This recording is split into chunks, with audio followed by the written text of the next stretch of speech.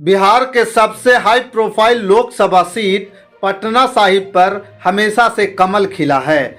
बिहारी बाबू की बगावत भी बीजेपी को नहीं रोक पाई थी। पटना साहिब में लगभग 5 लाख से ज्यादा कायस्थों के अलावा यहां यादव और राजपूत मतदाताओं की भी खासी संख्या है।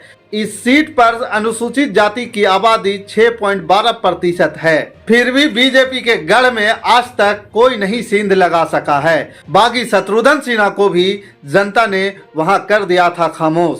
नमस्कार, मैं हूं पवन चंचल और आप देख रहे हैं जनजोश के साथ लोकसभा चुनावी यात्रा। बिहार की हाई प्रोफाइल सीटों में एक पटना साहिब लोकसभा सीट भी है। इस सीट का चुनावी इतिहास ज्यादा लंबा तो नहीं है, लेकिन दिलचस्प है। साल 2008 में परिसीमन के बाद यह सीट अस्तित्व में आई थी और साल 2009 में पहला लोकसभा चुनाव हुआ था। तब से अभी तक यहां पर सिर्फ कमल ही खिला है। बीजेपी की टिकट पर बिहारी बाबू यानी शत्रुघ्न सिन्हा इस सीट पर पहले सांसद बने थे। ये सीट बीजेपी का अवैध गढ़ माना जाता है। 2019 में बीजेपी से टिकट कटने पर शत्रुघ्न सिन्हा ने बगावत कर दी थी और कांग्रेस का दामन थाम लिया था। कांग्रेस की टिकट पर उन्होंने बीजेपी के कद्दावर नेता रविशंकर प्रसाद के खिलाफ चुनाव लड़ा। इस चुनाव में उन्हें शर्मनाक हार का सामना करना पड़ा था। इस सीट पर कायस्थ वोटरों का बोलबाला है, लिहाजा अभी तक इस सीट से सिर्फ कायस्थ नेता ही लोकसभा पहुंचे हैं। जब शत्रुघ्न सिन्हा भाजपा में थे तो शत्रुघ्न सिन्हा ने यहां से राजद के विजय यादव को हराया था। कांग्रेस के शेखर सुमन तीसरे नंबर पर रहे थे। वर्ष 2014 में भी शत्रुघ्न सिन्हा ने अपने विरोधी और कांग्रेस के उम्मीदवार कुणाल सिंह को हराया। शत्रुघ्न सिन्हा यहां से 2 बार सांसद रहे। 2019 में शत्रुघ्न सिन्हा ने भाजपा को साथ छोड़ कांग्रेस का दामन थाम लिया था, लेकिन शायद जनता को यह बात रास नहीं आई। कमल खिलाने के लिए भाजपा ने अपनी परंपरागत सीट से रविशंकर प्रसाद को उतारा। भाजपा का दांव चल गया और रविशंकर प्रसाद ने शत्रुघ्न सिन्हा को चुनावी मैदान में पटखनी दे दी। कायस्थ बहुल इस सीट पर भाजपा का आधार वोट बैंक स्वर्ण अति पिछड़ा के अलावा दलितों पर भरोसा है। परिसीमन के बदलाव ने इस लोकसभा के भूगोल को ही बदल दिया है। पटना साहिब लोकसभा क्षेत्र 2009 के चुनाव से अस्तित्व में आया। इसके 2 विधानसभा क्षेत्र बख्तियारपुर व फतुहा बाढ़ लोकसभा क्षेत्र के हिस्सा था। अन्य विधानसभा पटना लोकसभा क्षेत्र के हिस्सा रहे हैं।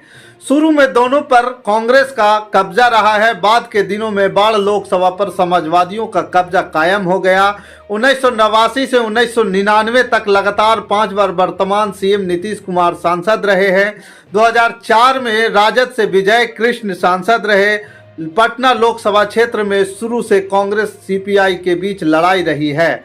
बाद के दिनों में भाजपा, राजद और कांग्रेस ने एंट्री मारी। अब बात करते हैं पटना साहिब लोकसभा क्षेत्र में सबसे ज्यादा किसकी वोट है, सबसे ज्यादा किन किन जातियों पर वहां संख्या बल के आधार पर दबदबा है। इस सीट पर लगभग 5 लाख से ज्यादा कायस्थों के अलावा यहां यादव और राजपूत मतदाताओं की भी संख्या भारी है। इस सीट पर अनुसूचित जाति की आबादी 6.12% है। पटना साहिब लोकसभा में 6 विधानसभाएं हैं। बख्तियारपुर, दीघा, बांकीपुर, कुम्हरार और पटना साहिब सीट आती है। पिछले चुनाव में रविशंकर प्रसाद को 6 लाख से ज्यादा वोट मिले थे, जबकि शत्रुघ्न सिन्हा को सिर्फ 3 लाख के करीब ही लोगों ने वोट दिया था। किसी अन्य प्रत्याशी को 5 अंकों की संख्या में वोट नसीब नहीं हुई थी। पटना साहिब लोकसभा क्षेत्र के प्रमुख मुद्दों पर गौर करें तो पटना सिटी का यह सबसे व्यस्त इलाका माना जाता है।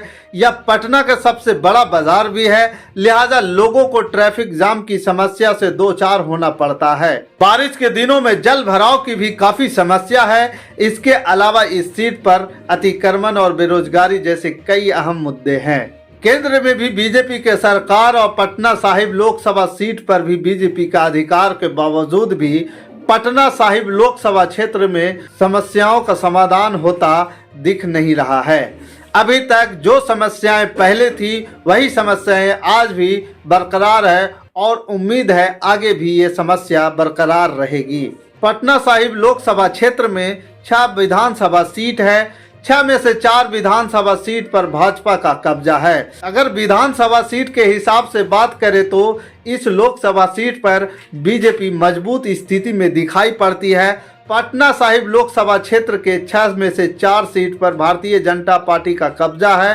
पटना साहिब लोकसभा में बख्तियारपुर, फतुहा, पटना साहिब, कुमरार, बांकीपुर और दीघा विधानसभा क्षेत्र आते हैं। इसमें बख्तियारपुर और फतुहा पर राजद का कब्जा है, अन्य 4 पर भाजपा के विधायक हैं। अब आने वाला चुनाव में देखना यह दिलचस्प होगा कि इस लोकसभा सीट पर इंडिया गठबंधन क्या बाजी मारेगी, और बाजी मारेगी तो कैसे मारेगी, क्योंकि इनके लिए इस लोकसभा सीट पर सबसे तगड़ा समीकरण की आवश्यकता है। लेकिन इस लोकसभा सीट के समीकरण ही कुछ अलग है, बार बार बीजेपी के खाते में चली जाती है। आपके अंदर क्या विचार चल रहा है? आपके विचार के हिसाब से कौन सा उम्मीदवार सही होगा, कौन सी पार्टी सटीक होगा जो यहाँ के समस्याओं को निदान करवा सकता है?